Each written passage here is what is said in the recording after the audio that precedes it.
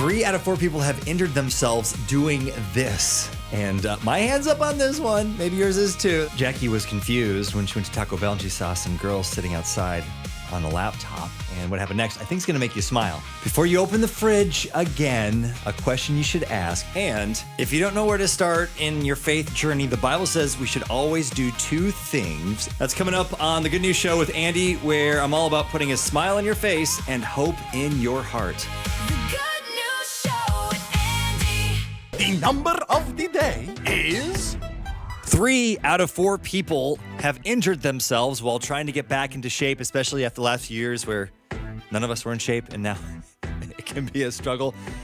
Just the other day, I was doing some workout, and then, like my back or something hurt, and so I go to the chiropractor, and the guy goes, "You pushed it too hard, didn't you?" Yeah, okay, I did. So they know. So again, it's like we want to get out and just run the marathon day one. No, it's okay. A few steps out the door, around the block. That's okay too. It's those little things that add up. Dog years, not a thing. You might be thinking, well, your dog is so many years, you just add 7 or times 7. No, as a matter of fact, a new research study found that for the first few years, dogs age very quickly compared to human years. So by the time they get to about 4, they're already to 50 in human years. But after that, the curve flattens and your dog can have many senior years, many good years to come. It's one of the hardest things about having a faith in Jesus, but it's also one of the best things too, that it's completely opposite of what everything the world says and does. So the world might say, look at you and say, you are flawed. But then Jesus tells you, you are mine. I hope this story makes you smile today. Probably would have been confused by this too. Jackie was going to Taco Bell the other day, and she noticed that there was 2 children sitting outside, no parents around, and they had some laptops open. She actually sat down with them and asked, well, what's going on? Where's your parents? Are you okay?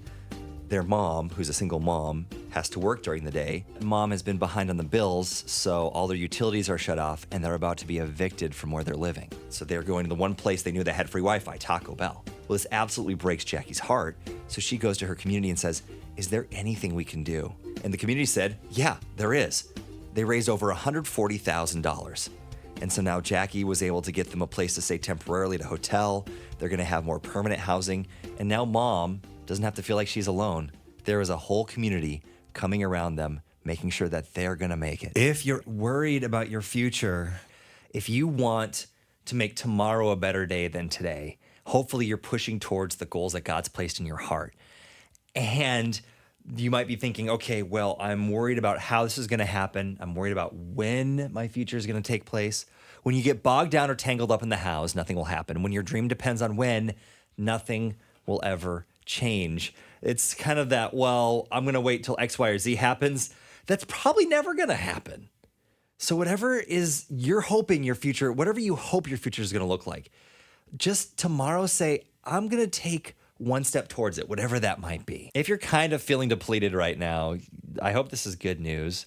It's something that everyone's going through. Dr. Gary Chapman, he wrote that book about the 5 love languages, so he kind of knows how we feel emotionally right now. He says one of the best things to do is just sleep. There's a reason. Okay, first off, you might be thinking, I'm not getting 8 hours of sleep. Yeah, that's what we're supposed to get. I'm not, and it's tough. Those are the moments I'm struggling with the most, when I stay up too late and when I get up too early. Yeah, that just destroys my day. And you think about, in the Bible, God talks about rest for a reason. And he also promises that he's going to help you enter that rest. So open floor houseplants are great until you realize you always have a direct eye connection to the kitchen, right? And so I think that's probably why I've eaten more food in the last few years once we've kind of done that in our house. So how do you avoid that? Well, here's a way to level up your life. Before you open your fridge, ask yourself, am I hungry? Because a lot of the times, and this happens to me, I just open the fridge and eat something because I'm bored. Isn't it funny how the smallest little things can be the worst? Like when you have a paper cut and then you use hand sanitizer and you think, and you don't even realize it hurts so much. But a second ago, you had no idea the cut even existed. I think healing can kind of be like that sometimes. That you don't even know there's a part of you that's still hurt until something comes along that forces you to become aware of it and deal with it. If you need to declutter your life, you may want to check out Courtney Ellis's book called Decluttered. And Courtney, you get real in your book. You admit, okay, I realized that my Target run was actually masking something else.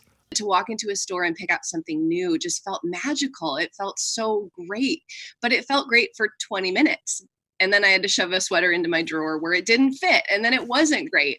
And so I had to say, what would feed that hunger in a deeper, more lasting way? And I realized I was hungry for newness and novelty. So that meant let's go to a different park to play with the kids today. Or let's get a new book from the library that we can return later. And it feeds that sense of newness and novelty, which isn't a bad thing to be hungry for. You know, mundane routine can get really old, but we can feed those hungers in ways that are more life-giving and less draining in the long term. It can feel like the Bible is just a big rule book and you think, I don't even know what to do, where to start. Well, the Bible says we should always do two things. We should always give thanks and we should always pray. And here's why. The two principles go hand in hand.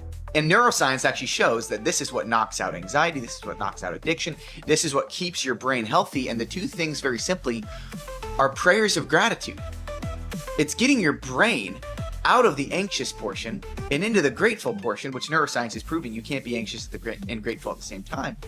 And what it's doing is it's enabling you to get all that stuff in your head going on, all the fears, all the ambiguity, all the worries, onto Jesus. You lift the weight and you shift your brain, and all of a sudden the peace of God floods your heart, and you can move in the world in a way that you never thought was possible before. So it's saying repeatedly, every single day, master this, become a master of grateful prayers, getting the weight off and getting your brain moved into the grateful part, because that's what leads to human flourishing. If you're out hustling, you're trying to, you're working that second job, you're trying to pay for bills or college, hopefully Matua's story just inspires you. He says, I paid my law school fees by working as a taxi driver. He says, now that it's all done, I can only look back and smile. I've driven over 100,000 miles in my little beast that I use to Uber all over the place. He said, God has always kept me safe and determined.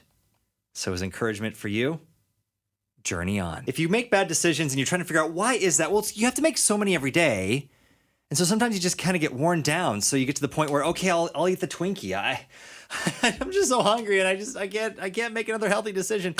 Someone who can help you out with those healthy decisions, though, is Coach Wendy. So what do we do? Our behaviors are actually born out of our thought, and how you think about yourself and others is kind of sometimes pushed upon us, based on what we're being fed by the media or friends or family or whatever we're listening and watching. So, Coach, how do we resist when all these things are getting pushed upon us? Being still and hearing God's voice and knowing truly who you are at the core of your being. Let's talk about our health and our physical being for a minute. If we know for a fact that cheeseburgers and fries and cola are not going to be good for our body, why are we eating that, right? So it's kind of like pausing and stopping and asking the question, is this going to be healthy for me or not? And why am I thinking that this is okay to consume? Just talking about how today might have been a tough day for you, but Matt says, Andy, it was an awesome day, awesome week. His big accomplishment, he paid off his last student loan 15 years later. Sometimes it's hard to figure out how to show love to others like your neighbors. This is kind of a cool idea.